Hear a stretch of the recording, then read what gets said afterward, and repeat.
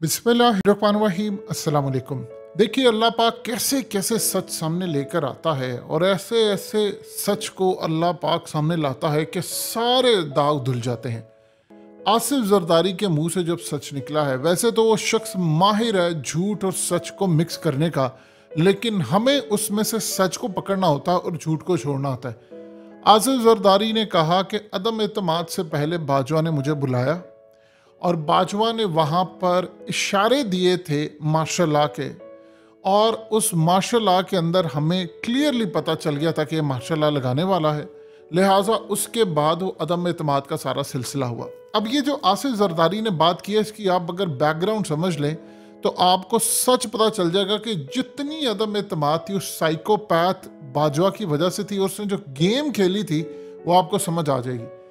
असल में आसिफ जरदारी साथ झूठ बड़े मिक्स कर रहा है। कहानी ये है कि बाजवा ने असल में इनको बुलाया और इनको कहा था, बाजवा असल में डे फसे गेम खेल रहा था और गेम वो बड़ी शानदार थी। उसमें यह था कि फैज़ हमीद बाजवा का असल में राइट हैंड था। ये दोनों असल में एक ही हैं और एक दूसरे के खिलाफ बयान भी ये सिर्फ कैंपेन या पूरी गेम प्लान के तहत देते रहे। गेम ये चल रही थी कि सहाफ़ियों से बाजवा ने कहा कि तुम प्रोपागेंडा ये करो कि इमरान खान फैज़ को आर्मी चीफ बनाना चाहता है, और असल में सारे कह रहे थे क्रिटिसाइज तुमने सिर्फ फैज़ को करना है ताकि इमरान खान के ऊपर एक प्रेशर आए कि देखो ये फैज़ से डरते हैं तो तुम फैज़ को आर्मी चीफ बना दो। असल में इमरान खान फैज़ को आर्मी चीफ बनाना ही नहीं चाहता था। ये बात इन लोगों ने कही थी। इमरान खान किसी सूरत फैज़ को आर्मी चीफ नहीं बनाना चाहता था। फैज़ और बाजवा दोनों एक थे। आईबी ने इमरान खान को रिपोर्ट्स दी हुई थी। उन रिपोर्ट में कहा गया था कि फैज़ और बाजवा गेम कर रहे हैं आपके साथ, ये आपका तख्ता उलटने वाले हैं। लेकिन साथ उन्होंने इमरान खान को ये भी कहा कि सर हम आपको किसी सूरत रिटर्न नहीं लिख के देंगे, सिर्फ इंफॉर्मेशन देंगे। अब सूरत हाल क्या पैदा हुई, बाजवा ने आसिफ जरदारी और इन सबको नून लीग वालों को बुलाया और इनको कहा कि इमरान खान ने फैज़ को लेकर आना है, 2035 तक ये वज़ीर आज़म रहेगा, तुम सबको इन्होंने छोड़ना नहीं है, तुम्हारा बेड़ा गर्क हो जाएगा, जेलों में जाओगे, पूरी तरह तैयार है। और इस पूरे खेल में तुम्हारा खाना खराब हो सकता है अगर तुमने अदम एतमाद ना लेकर है।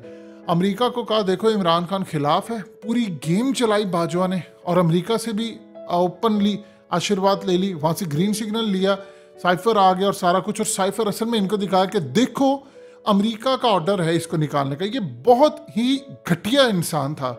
इसे साइफर भी मंगवा लिया, सारा कुछ कर लिया कि देखो ये सारा कुछ असल में अमेरिका भी चाह रहा है तो तुम करो। और साथ कहा कि अगर तुम नहीं करोगे तो फिर हम लोग मार्शल लॉ लगा देंगे। यानी मैं पूरी तरह तैयार हूँ। साइकोपैथ था, पागल इंसान था, नफ्सियाती मरीज था, बीमार था। तो पागल इंसान कोई भी काम कर सकता है, वो इतना साइको था। अब इस सूरत हाल के अंदर उस वक्त इन्होंने अदम एतमाद कर दिया। नवाज शरीफ असल में इस बात के अंदर काफ़ी खुश थे कि इमरान खान की हुकूमत जा रही, लेकिन वो चाह रहे थे कि हम इलेक्शन में चले जाएं। लेकिन उस वक्त शहबाज शरीफ ने कहा नहीं मैं वज़ीर आज़म बनना चाहता हूँ। शहबाज शरीफ ने जरदारी को कहा, फजलुर रहमान को कहा। प्लान ये था कि फजलुर रहमान को सदर पाकिस्तान बनाया जाएगा। और इस सूरत हाल में उन्होंने उस वक्त कहा कि नहीं जी हम इलेक्शन में नहीं जाएंगे, यहीं से कंटिन्यू करेंगे। नवाज शरीफ तैयार नहीं थे, बहरहाल जरदारी ने उसको मनाया।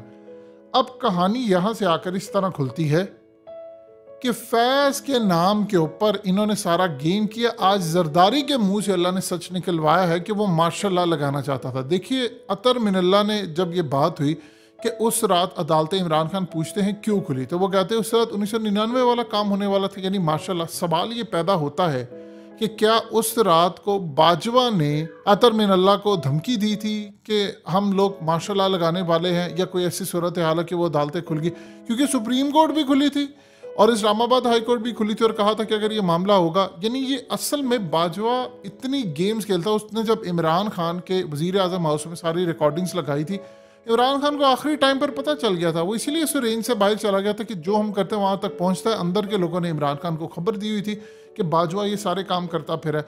ओपनली इमरान खान बाजवा का नहीं कह सकते। यानी इतना ये घटिया इंसान, इतना घटिया इंसान कि आप पाकिस्तान की तारीख में सारे घटिया लोगों को एक तरफ कर ले तो यकीन कीजिए बाजवा का टॉप नंबर है। और मज़े की बात ये है कि इसको आप हाथ भी नहीं लगा सकते। ये इतना अभी भी स्टिल भी पावर में होते, आप इनका कुछ नहीं बिगाड़ सकते, क्योंकि मुशर्रफ का आप कुछ नहीं बिगाड़ सके। और आप सोच लीजिए उसको गार्ड ऑफ ऑनर दिया, तो आप इस जैसे साइकोपैथ का क्या बिगाड़ सकते हैं। अब जो सूरत हाल पैदा हुई वो आसिफ जरदारी ने क्लियरली ये बात कह दी कि ये तो मार्शल लॉ लगाने वाला था। यानी असल में ये बात बिल्कुल सच है कि बाजवा ने इन सबको कहा और सारे काम करवाए। असल में वो काम ये करता था कि इमरान खान को बहुत सारी चीज़ों, यानी एक तो बाजवा के लिए इमरान खान को निकालना बड़ा ज़रूरी हो गया था कि यूक्रेन की जंग में बाजवा कूदना चाह रहा था अमेरिका से, और सारा माल और सब चीज़ें बट अभी तो जो अहमद नूरानी ने स्कैंडल बाजवा का ब्रेक किया है वो तो एक है। आप सोचिए एक प्लॉट का स्कैंडल आया है, एक प्लॉट का 12 अरब रुपए का, 1200 करोड़ रुपए का। सोचिए इलेक्शन कमीशन को आप कितने पैसों का कह रहे हैं, 21 अरब, और इसकी बहू का एक प्लॉट 12 अरब का है। तो अहमद नूरानी ने किया, बाकी किसी की जरूरत नहीं है, कोई कर नहीं सकता। तो सोचिए जब इनके बाकी, यानी एक आप सोचिए 1% अगर आया है एक बंदे के पास, अगर कोई 100 अरब की जायदाद हो या 50 अरब की किसी की हो, तो आप सोचिए किस लेवल तक ये जाकर लूटते हैं। पूरा पूरा हिस्सा जाता है।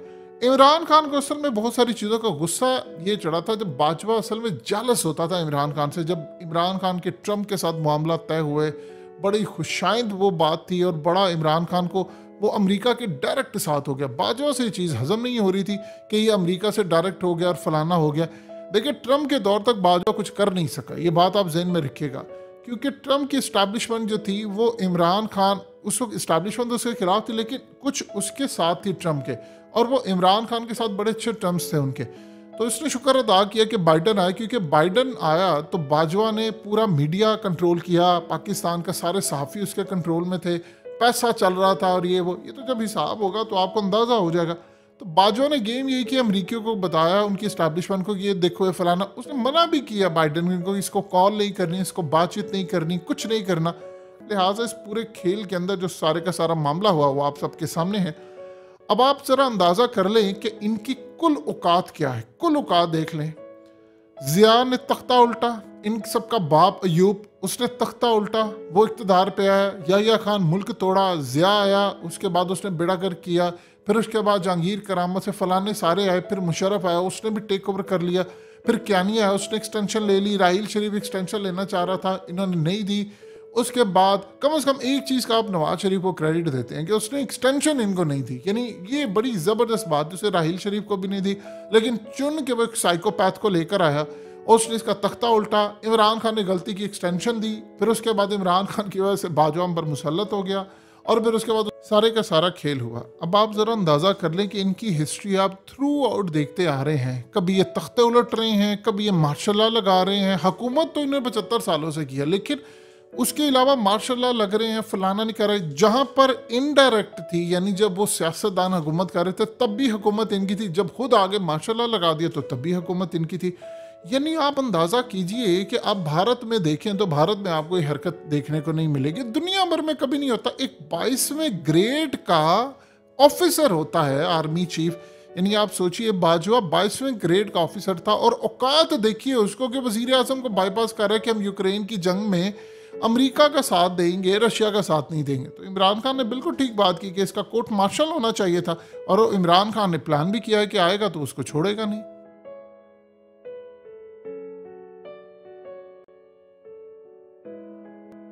हकीकत टीवी को सब्सक्राइब करना मत भूलें, वीडियो को लाइक करें, शेयर करें और कमेंट सेक्शन में अपनी राय का इजहार ज़रूर करें।